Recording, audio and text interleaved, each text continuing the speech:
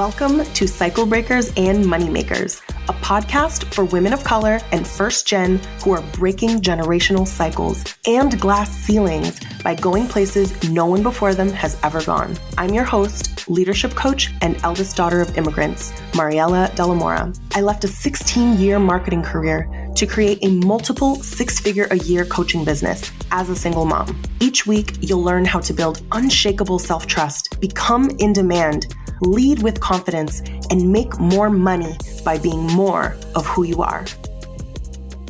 So sometimes the key to booking out is actually speaking to a higher level unmet need. And I'll tell you what that means. So in Reclamation, I teach a concept called your highest level skill set. And that is where high ticket demand exists. It's basically bringing the highest level skill sets that you have, which include your lived experience, your identity, your past skill sets, to meet what some might call a more expensive problem. But in many cases, it's just simply a need that's more complex, more urgent, and often experienced by higher level clients. So in this episode, we're going to talk to my client, Eunice, who originally joined Reclamation in summer 2024 when her son was just 4 weeks old. She wanted to build a business that could support herself and her family, allow her to be a present mom, and reflect all of who she is. She had already been in business for several years, but was kind of in a period of reinvention. And that's when she joined Reclamation. So in today's episode, you will hear how Eunice, who is a somatic business coach for daughters of immigrant entrepreneurs, how she booked out with 10 high ticket clients in just 3 months, not by marketing more, but by speaking to a higher level unmet need. This conversation was recorded a little over 3 months ago. And since then, Eunice has remained fully booked. She's even raised her prices by 60% due to demand. And she's now on what I call like an active thought leadership campaign, which is essentially where she is sharing her expertise, teaching workshops, and all of that through different aligned platforms, creating third-party credibility. That's another concept that I teach in Reclamation. And yes, she's collaborating on different aligned platforms that need her expertise. And I share this because sometimes staying booked out is harder than getting booked out once, because there's a lot of things that need to change in order for you to maintain that demand without burning out and while continuing to, raise your price as needed due to demand. And you actually have to start marketing a different way. So for myself, as someone who was fully booked with 5-figure private clients for 2.5 years before I switched to Reclamation, this is a concept that I help my clients with inside of the mastermind, because sustaining their success in a way that feels peaceful is so important. And she is such a great example of that. So Eunice is a powerful example of what it looks like to create demand that lasts. And I cannot wait for you to hear her story in Reclamation and just learn more about her. So let's dive into her story. Hi, Eunice. Thank you for being with us today. We recorded a different episode on you as a somatic business coach, your thought leadership, your story, all of that. So this one is going to be short and sweet, but I did want to celebrate you, talk to you about how you booked out in Reclamation and really just a little bit of your journey, because the people that are listening are really wondering, like, what might my journey look like? What are the different ways that someone can kind of figure out, like, what is their thing? So first of all, welcome and thank you for being here. Thank you. I'm excited for this conversation. Yes. Okay. So I wanted to, for context for those that are listening, Eunice joined Reclamation last summer. That round kicked off in August. So we've kind of been working together for like 10 months now. And at the time, I remember you literally had just given birth to Teo, an adorable baby. And I got to meet him in Mexico. We were just at the retreat like a couple weeks ago. And you were like, so I wanted to just ask you, when you joined, tell me what your life was like and what you were looking for. And then I want to kind of ask you what happened since then, because I think that where you were when you started is often sometimes where folks are when they join Reclamation, because they're trying to redefine what it is that they want to do, and they want to rejoin business or grow their business from a more peaceful place, because that hasn't been their experience. And also they want a place that understands their other roles that they have, whether it's just a partner, mother, all of that. So tell me a little bit about when you joined, sort of where were you and what you were looking for? So Literally the Zoom call that you hosted, like the webinar for that round of reclamation happened 4 weeks after I gave birth to Teo. Yeah. So I was in my postpartum little world of not sleeping and breastfeeding, all the things, recovering. But I had heard of you and I knew your webinar was coming up. So I put it on my Google Calendar, knowing that like I have no idea if I'm able to make this because I haven't used my calendar in like weeks because like life is so blurry, time is blurry. But I just knew it was one of those things that was important to me. So I made it. And so that's all to set the scene of like, I was extremely freshly postpartum. And yet one thing about me is like, we were just talking about this, is like, I have really high conviction in what I want to do. And I think what is part of my edge as an entrepreneur. And it's just like a skill that I feel like we are all forced to develop as entrepreneurs, because if you don't believe in yourself, like who else is going to believe in the thing that you have yet to have created? You know what I mean? Yep. So even in the startup world, that I feel like I learned it there, or maybe as I was a kid too, but in the startup world, like if you have nothing like to show for, you're selling an idea. You're selling a vision, you're selling idea, you're selling your team, yourself, you're selling the unmet need, you're selling something that doesn't exist, but you're trying to get investors to believe in you and throw a lot of money at you.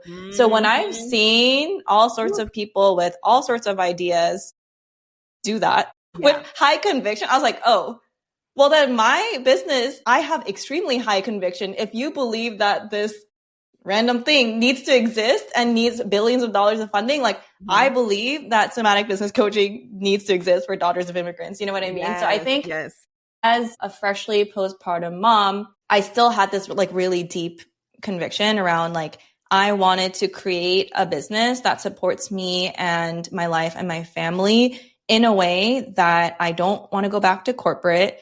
And because I was on my maternity leave, and I also don't want to have a schedule that prohibits me from being available to my son. So I think when I became pregnant and when I gave birth, it was just like all my non-negotiables got very clear. Like my life goals and parameters got really clear in terms of what kind of business I wanted to create. So you being a mom and all of that stuff, like definitely was important to me. And I showed up kind of in this like goo phase of the metamorphosis where I was like, I knew that becoming a mother like was changing a lot within me, and the way I was going to show up in business was going to change. I just didn't know exactly what the expression of it was going to be. But even looking back, like by the time I joined, I was doing somatic coaching for, I mean, I guess it was always daughters of immigrants all along. I just didn't like necessarily say it, but that one was all about like reclaiming your voice and your creative expression. But, you know, my clients were also moms. So it all just ended up being this mix of like, it's just been what I've been doing. But that was the iteration of my offering when I came. And then from there, I kind of focused a lot into postpartum, prenatal, like supporting mothers who are all daughters of immigrants in order to kind of reclaim their expression, their voice, all of that, like in motherhood. And what I also noticed was that like a lot of them were trying to like bring their business to fruition as well. So it was all sort of floating, all the different factors. But I feel like what part of what helped me book out in the end was one, kind of fearlessly taking action and like, you know, putting things out there, but then also like kind of reorganizing. Like, okay, so I have all these different skill sets and these, you know, people that I'm serving and whatever, but it's like, what's the thing? Like, what's the iteration and expression of it? Like, what's the tool? What's the goal? What's the result? You know, and like, like I just kind of was clarity over the offering almost of like, you were doing different, like it was always there. Like you were already I've been doing the same thing. It's just packaged differently. Expression of it. And then you found it. And it's funny because you used the term in Mexico at the retreat, and it just made me so happy. And it gave me permission to actually use marketing terms in business. Because I was like, most of my clients, many of my clients were like ex-corporate girlies. Like, we understand. And you were like, oh, it just took me this amount of time to find product market fit. And it just made me so happy because I was like, yes, it was just product market fit.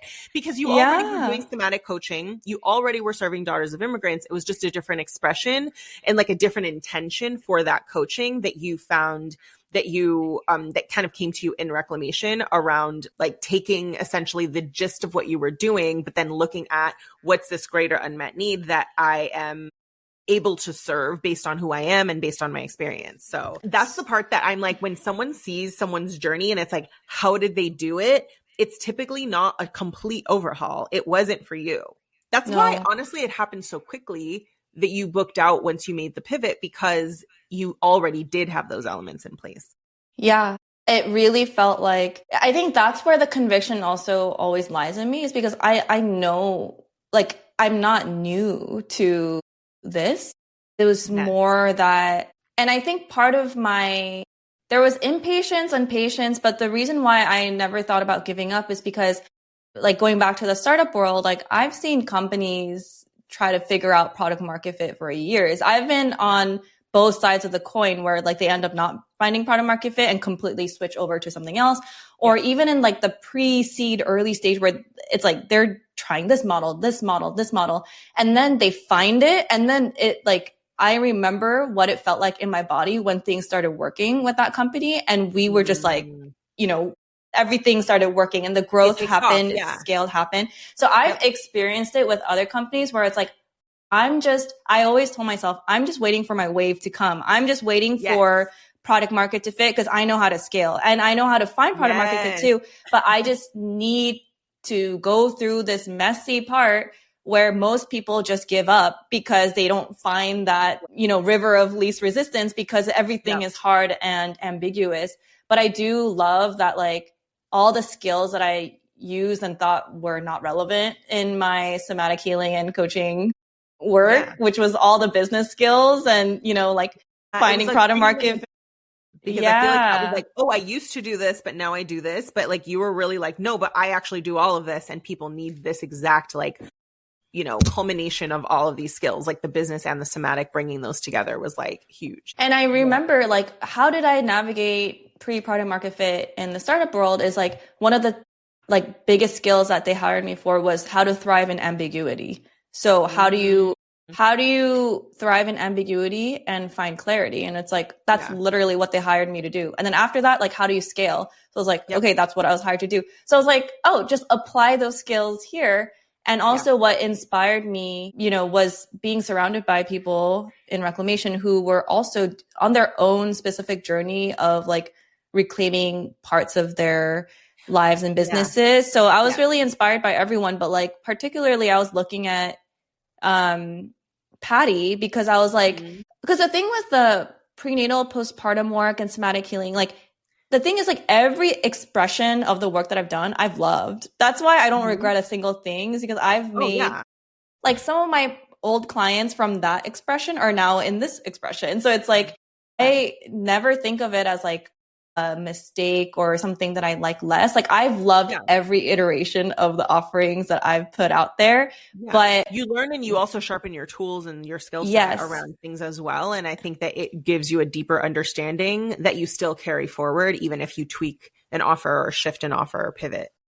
But what was an indicator to me that that wasn't aligned was not the fact that like I loved the clients that I worked with. I love the offer, but financially, it wasn't hitting my revenue goals. That was the issue. That was the only reason why I pivoted, is because like if everything was working, I probably would still be like the offer would have just quote unquote worked. But I think because, you know, part of my goals with my business was the fulfillment and the flexibility, but also the ability to support myself and my family. Like I didn't take it personally that some offers were not selling or couldn't be priced at a certain point. To me, that's just like a logical problem of like the market demand may or may not. and it's also like the level of urgency around a problem. And in the grand scheme of things, if someone is deciding where their money goes, they typically will have a hierarchy in their mind around problems that they deem to be higher value and or urgent to solve.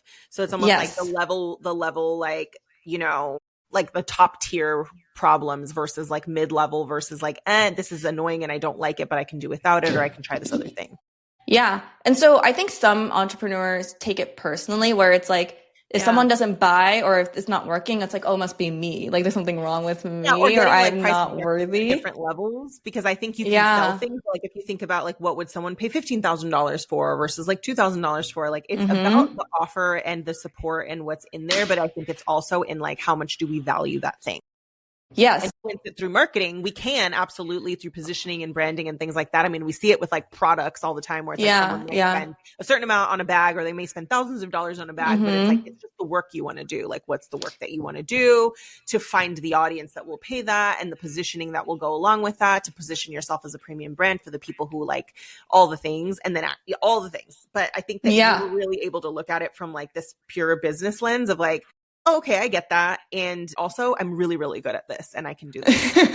Well, because basically what happened was like, I have high conviction in the skills and my passions, and also like I'm here. I'm like fully present. I want to support like the people who want to be supported. And so I was like, okay, so I don't doubt that. But so what's not working is then like how it's being packaged, or like, it's just like a positioning or a business sort of problem to solve. It's not like a reflection of my worthiness. So I never gave up on the fact that like, even if there were low revenue months when I was experimenting, it was sort of like, but that's not me though. Like that's just the decisions that I made. So what I was literally looking at, you know, those case studies that you put out, and then like Patty, and I was like, what am I not seeing? Like what I was literally like, okay, if I needed to make a certain amount of money tomorrow, what is the highest value problem you can solve? Yeah. Like what is like the thing that if I had to like make money tomorrow, like throw money at you and they're like, I already know I have that problem. Like you don't need to convince me. And yes, I have money, and yes, I will pay money to solve that problem. Yes. Right now, not like maybe I'll think about it and then maybe whatever. Yeah. Okay. So it's like urgency, demand, unmet need, skill set, alignment. But then I was looking, so I was like, I'm not going to like reinvent the wheel. Like what's working for people in the room. And so I remember reading Patty's story, which I've heard many times before, but I was like, really like, what happened? And it was just like, she was sitting on a wealth of experience from her past work. And then she just integrated it. And I was like, okay, what's my past work and what's my thing? And I was like, okay, that doesn't exist in terms of like, you combine the business and with somatics. I was like, that is a good thing. Yeah. And then I put it out. I shared I kind of built in public in terms of like, I shared like my story of like me even reintegrating this part of myself, like maybe why I felt unsafe reintegrating. Because even going back to like, why didn't I do this in the first place? There are very clear reasons why I didn't do it in the first place, because I viewed my startup work experience and business world as like the road to burnout. Like that's where I did burnout. That's where I also felt in sometimes like rooms where I couldn't speak up in some cases because I felt like othered, and like all these different past experiences where I was like, in my entrepreneurship journey and somatic healing, and the soft feeling, whatever, ancestral, like why would I bring in corporate energy and growth at all costs and that kind of leadership that I would do differently? And then I realized, but that's the thing though, feel I've had time, which I think it takes time to like really heal and like get clear on like what I want to take from that experience. And also what I've reclaimed my voice. I've reclaimed all these things so that now I can take the skill sets of growth strategy, product market fit, scaling, like all those things. But like, I don't have to do it that way. Yes. You know what I mean? So it really did make sense logically though, like why it took this long for me to feel safe enough to reintegrate like my past lives and even my skill set, because the growth strategy, business strategy skill set for me was tied with survival mode and tied with different pains in my life. So I was like, where you didn't have control as much as you do exactly when you're an entrepreneur, and you get to define the offers, how you deliver it, what your terms are, what your pricing is, what your business boundaries are, all things. It makes sense that we're just like, no, that's danger zone. Like, I left that behind. Why would I want to recreate? Because people will talk about like, you know, recreating your corporate job in your business. And it's like, yes, but that doesn't happen in what you're delivering. It happens in the actual offer. It happens typically in like what your boundaries are and like how you're actually delivering it, not what you're delivering. And I you joined too, like you were, it's important to note as well. It's like you were just in postpartum, like you had a 1-month-old really at the time. So it's kind of like, you're also in a place of like, I'm not trying to like set myself up with what feels like the most familiar with something that I'm trying to avoid at a time that's very vulnerable and precious. And so it's like, there was that. And also, were you working, like, had you just left a job or something with like what had just happened previously? Cause I remember you saying something about that. Yeah, no, like my corporate entrepreneurial cha-cha dance is like very not linear of like, I would do my thing and I'll go back and re-up on my resources. And I think even that in of itself, like normalizing that has been a big thing. Cause I always thought it was like a failure on my part to like not make it the first time. But I was like, you know, we were talking about how like businesses just need capital, whether or not you get that from a job or somewhere else, it's like not that big of a deal. And also like, it's rarely linear and it rarely happens in the first iteration. It typically doesn't stick, because that's the thing, is that even when businesses uptick really quickly and there's demand, it's like, because there's so many elements, like market changes, things with the founder. I mean, it's kind of like, especially when you're the person delivering it, it's just like, no, there's lots of reasons that we have to like revisit the drawing board and look at like what needs to change, whether it's to support the founder or because of like the offer or the market or something. So it's just like, like that's just a part of business. So like you understanding that and being like, we just need to figure out like what do you need and like what does the business need, and just going from there and not making any of it like personal, even if a part of you wanted to. And I think, you know, it's not a very like linear story, but basically what happened was that I came back from maternity leave. I got recruited by a different company. They gave me all of my salary expectations, like everything. So I was like, okay, I'll go there while building my business again as a mom. The day before I started, they called me and was like, oh my God, I'm so sorry. It has nothing to do with you, but like, we're going to have to rescind your offer. 2 weeks later, I read an article about how they like laid off like a huge portion of the company. Everyone I interviewed with is gone. But I remember the feeling, I was like, okay, well, it's my time. Like I've been ready for this my whole life. And also it's not my fault. And you need to continue to do that if you wanted to. It's kind of like you could just continue to do that. But at that point, you just decided like, okay, I'm just going to be in my business now. And also I think the instability we're seeing in tech and startups and government, all the things to me was like, the only reason why I was there in the first place was for that safety, security. There's a time where it's just like you go to tech and you're making like the most money you possibly can with the best perks and all of that. But now it's like the most volatile in terms of like turnover and all of that. So you're really just picking your risk and reward. Picking your risk and reward. And I was like, I'm always betting on myself though. So I was like, I need to figure out myself though. I love that. I just have to figure out how betting on myself will give me the return that I want, as in develop the skill set to figure out how to make your business so stable and withstand anything that not necessarily your offer, like things can change, you know what I mean? But like, how can you and your voice and your skill set and your emotional intelligence and your somatic healing, like all those things, like what brand, because you still leverage the brand that you had built, which is like what I think people don't realize is like all of the work is still working. You are still building a brand. You are still building thought leadership. You are still building presence. Even if you were to do a few like chiropractic alignments into your business, the reason that it can take off so quickly is because of all of the work that you already had put in to your business and brand and yourself as well. I mean, literally, like a lot of the people who are engaging or found out about the work that I'm doing now found me when I one of my first companies I created was like a meditation pants like fashion brand Yeah. after I went to a Korean Buddhist temple, and like I was talking about my ancestral healing journey, like, and I posted a picture of myself wearing the pants. Like there are people from that era, like from 2019, that end up like working with me in somatic business coaching. So it's like really funny to know that like we can't ever predict what our next move will unlock and how nonlinear it is. And I'm sure I could have done this more quickly to some degree had I made different choices. And I do think part of it was like not investing in support earlier in my entrepreneurial journey.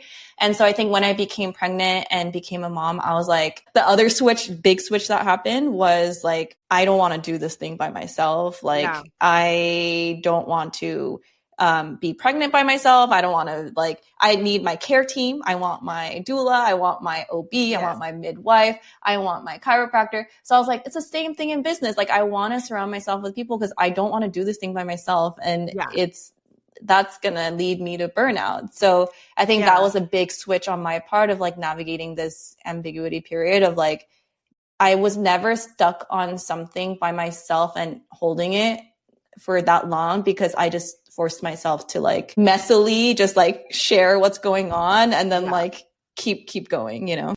Tell me, I want to ask you two questions. Okay. So one was, what was it like when you were finally in a room with other daughters of immigrants primarily who are also growing their businesses? And number two, what did you actually do once you realized, oh, I actually I'm doing somatic coaching, but I also am a business coach and I can bring it together. What did you actually do to get booked out? So question one is like, what was it like being in the room? Because I know that was one thing you were missing. That was like one of the biggest reasons why I joined, because I know that being surrounded by, it's kind of like I used to run, not because for fun, but like in high school, I wasn't very athletic, but I needed, like, it was mandatory. And so I was in cross country and track. So like, just metaphor that came to me is like when you're running and you're in a pack, it's just like easier. That makes sense. Versus if you're on your own, you have to like set the pace. Like, I don't know how fast I'm going. You get in your head a lot more if you're running by yourself. If you're running in a pack, you're talking, you're like, okay, we're all here. Yeah, that's such a good analogy. Well, if you're just in the pack, you're generally doing okay. You know what I mean? Like, and then sometimes like you kind of switch who's in the front because like whoever's feeling the energy or whatever can go, but you're kind of like just moving with the crowd. So I kind of like liken it to that, where it was like when I became a mom and I wanted to grow a successful business, it's like me doing it by myself. First of all, I don't really like running anymore. So I was like, I don't want to run by myself. And then also I want to be in a group where it's like people are wanting similar things or embodying like certain things and also experiencing, like, I feel understood. And I think what that helped me feel was like what I want and who I am is so normalized that I don't have to think about that part anymore. I think I feel like in other areas of my life, I kind of always have to prove why I even want to do this, why I can do this, why I believe in myself. I always have to like convince them because it's like they have their own lives and their careers and their fears and everything. And so it's like, I think it's invaluable to be in a room where it's like, you don't have to think about that. You can just do the work to get to where you want to go. So I think as a mom, especially, I was like, I don't have time or the capacity to keep having to prove like why I want this and feel bad for wanting it. You know, it's like, I don't want to feel weird for wanting to grow a business. Like as a mom, as a daughter of immigrants, like I want to feel like it is so normal that like, not to say that everyone should, I just think that everyone should have a place to go in order to do the thing that they want to do. And then not to have to do the emotional labor of like explaining basic things about yourself, which I think do sometimes. Or even just like lowering your goals to like make people feel comfortable and things like that. So I think I've never felt that in Reclamation where I have to like lower my goals. It was more always like I'm normal for wanting certain things. No, I've been told too that people will be like, oh, hearing so-and-so like talk about like, oh yeah, like coaching a celebrity or like making, you know, landing a 6-figure contract or something. It's kind of like, even if that's not what you're specifically doing, it's like to see Daughters of Immigrants talk very nonchalantly about something like that, then you're just like, am I putting an artificial lid on like the thing that I'm like, oh yeah, it's like you're free to dream and like plan and to think beyond any bubble that you may not even realize you're in, you know? Yeah. And so with that, what did you actually do with because it was very quick that I just remember us talking and then you being like, yeah, I have X number of sales calls, or I landed like 4 or 5 clients or something like that in a month. What did you do once you kind of took that like and ran with it? It was like, this is the wave, it's here. And so like, I think you actually put out a call and then like you had people like book sales calls and it was all your existing network and you booked out in like how many weeks? I don't remember. I just remember it was like a month or like 6 weeks or something like that. Yeah, I feel like it was maybe 6 weeks or less than 2 months, where it was just like, like each month was like doubling my client roster and everything. So I think what I told myself was like, put it out there.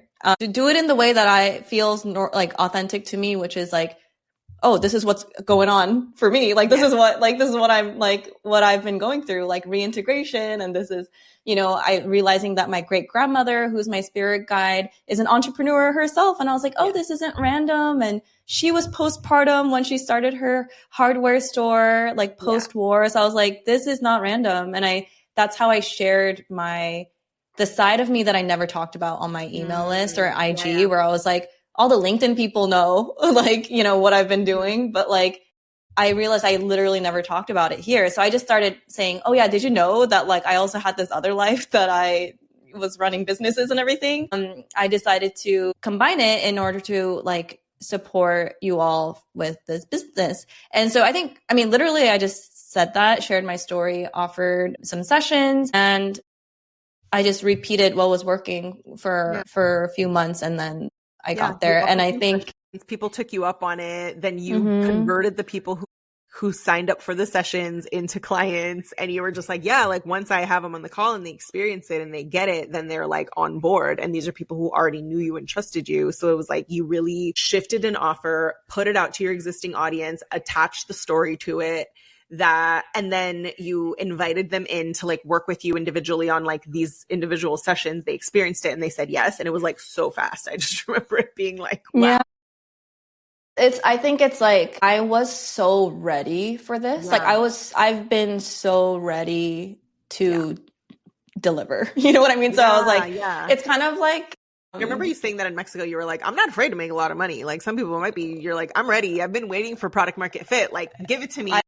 I've been ready and I know what to do when I get there. So just trust me when I get there. You know, because I've always had this like feeling that like everyone has their moments or like their versions of like something fits, you know, but then sometimes we're not ready for it because we didn't go through some ups and downs before, or we just didn't even realize like that's a really valuable, rare thing to find, product market fit. So it's like you take it for granted, or like your identity isn't there yet because it happened so soon. So I don't think there's like a right or wrong way. Like I'm sure I would have appreciated finding this earlier as well. But because of where I'm at in my life and my business and entrepreneurship and motherhood, I was like, yeah, this is the same thing I've been wanting like 10 years ago. So I've been ready for it now. And now like my identity has been where it's at now. It's been ready for this level. Yeah. Like my skill set has been ready. Like I don't question my coaching at all. Like I feel so confident about it. Whereas maybe 10 years ago, like that would have been a very different experience. And also I think the world is ready. So I think 10 years ago, if I were saying somatic business coaching, they'd be like, what does that mean? And also for Daughters of Immigrants, it's like, and coaching, like all of it just had to happen. I think product market fit also happens when like the market is ready and you're ready. And so I think part of why it happened so quickly was that even just the way I sold it or marketed it was a muscle that I've used for over a decade in many different contexts. So I wasn't overthinking the process of like, it's like you're showing up like someone who's been doing this exact same thing for 10 years. And different people can receive that. They can tell that this isn't just like that you are speaking from wisdom and firsthand experience and like all those things. And I think that was very evident when you switched up your marketing. And then you also followed it up with very quick decisions around like, oh, and actually now I want to get new photos and videos done. And now I'm going to like update my website. And it was just very easy, like for you to just show up as if you'd always been doing this. Exactly. Because I think in my head and in my heart, I believe that I have been doing it, but just in like different, like, I feel like I've been doing it like in silo. Like I've been doing it in different lanes, and I was just like, okay, everyone like take all the parts that are working and put it in one thing. And then I was like, oh, it's so nice. Yeah. You know, I can just be one person. I don't have to code switch. Like I can be soft and like deeply empathetic and also extremely like let's talk numbers, you know what I mean? And strategy. And I was like, I love this. I enjoy it. And so I think for me, like everyone, and it's all there. We all have it. It's all there. And I know one of the things you said that stood out to me when you were just like, you asked yourself, like, what's my highest level skill set and like the unmet need, and how like ultimately, and even in the way we put the case studies out, it was like the common thread in every single person's success story was getting very, very clear on an unmet need that exists. What is their skill set and story that aligns with that unmet need? And typically that calls upon you to lead with your highest level skill set, because that is something to which there are very few shortcuts, and it's an integration of different parts of you. And so like that, feel like that clicked for you and you were just like, I got it. I've already been doing it. I already am that. I already know this. And I think it's like part of why I felt conviction in that, or peace in that, was not this feeling of like, I have to prove my skills or anything. It was literally like, how can I show up as the most me version of myself? Like, don't try to make myself less strategic or like force my brain not to work about business, because my brain is always thinking about business. Right. But then like, also don't shut off your heart. Like, let your heart lead, because that's that's my highest self. And like, hold space in the ways that you want to, be playful in the ways that you want to. Like, like, what if I just showed up, like, no matter what the title of this program is, like, if I just showed up as literally like my skills and my intentions and just do my thing and hold space for the person that I'm supporting. Yeah. That's what I can feel like the deepest confidence in, not being like the best, whatever coach or whatever out there. I'm just like, literally, I'm just being the most me as possible.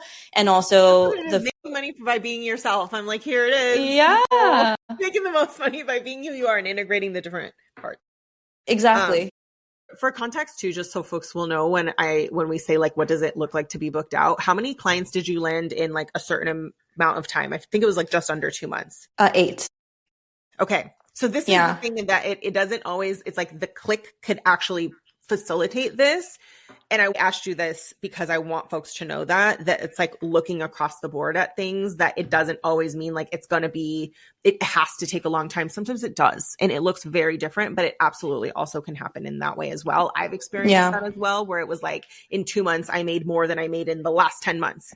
And like, it feels very illogical, but business is illogical like that, where you are actually picking up on a wave and it's like something clicks and then it takes off. So that's the other thing, is like, not freaking out about it. Cause I was like, when I started seeing the uptick, I was like, cool, I'm ready. Versus like, I think the past version of me would have been like, that's weird. Like, what's happening? Like, what was wrong with, like all these thoughts. And it's like, I was like, okay, cool. Like, very neutral about it. And also just like problem solving for capacity as things happen. And I'm like, okay, now there's like room for more, because like we're figuring out childcare and things like that. So yeah, it's been such a satisfying experience, of feeling like even the results or the success isn't coming from me performing some other version of myself or trying to like be something that I'm not to be better than myself, but more just like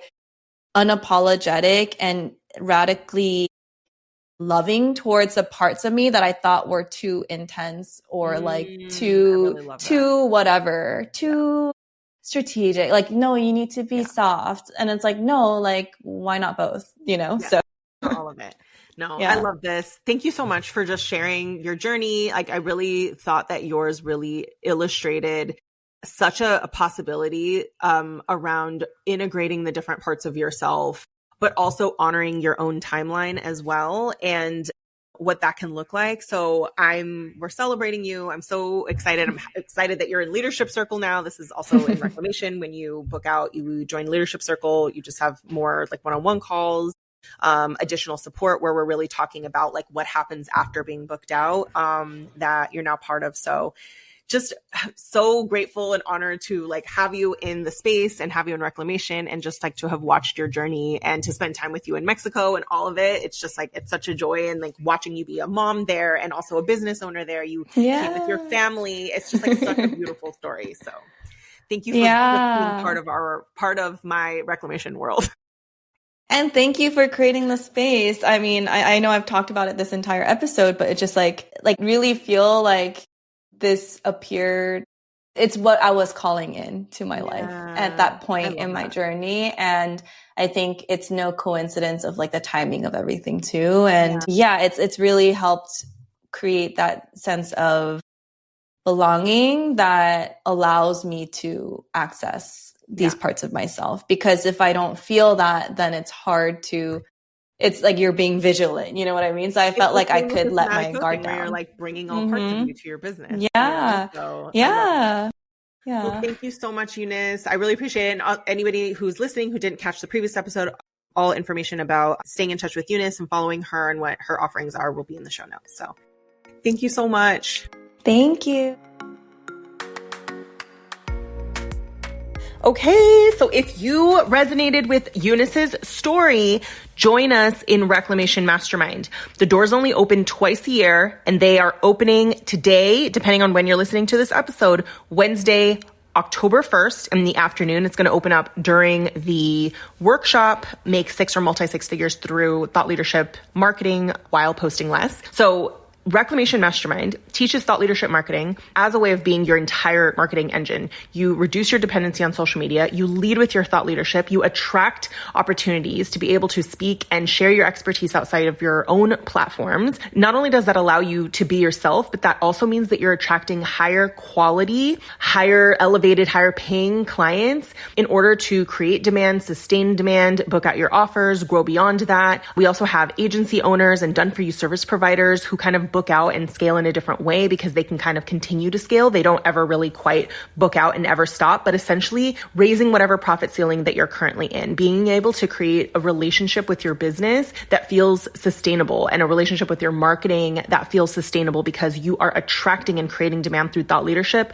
not by multiplying your marketing efforts and being on every single platform. That's not always the best strategy, especially if you sell high ticket and you really want to create a demand based on not just what you sell, but who you are as well. So join us in Reclamation Mastermind. If you schedule your discovery call with me within the first 48 hours, so basically if you schedule it by Friday, October 3rd, you are going to get a private book out without burnout strategy call with me. And on that call, we're actually going to look at the primary gaps that we have solved for on all of our booked out clients. If you see it on our case studies page, we're going to look at your marketing gap, your high ticket messaging gap, and we're also going to look at leadership and identity because leadership, identity, and safety tend to be a hidden ceiling for women of color entrepreneurs. So it helps us really get like a head start on that. So I'm just so excited to just get this next round kicked off. And if you have any questions, you always can DM me and message me, and I'm always happy to answer anything. So get ready to join us inside Reclamation Mastermind. Schedule your discovery call with me. I can't wait to hear from you, and I'll see you on the next episode.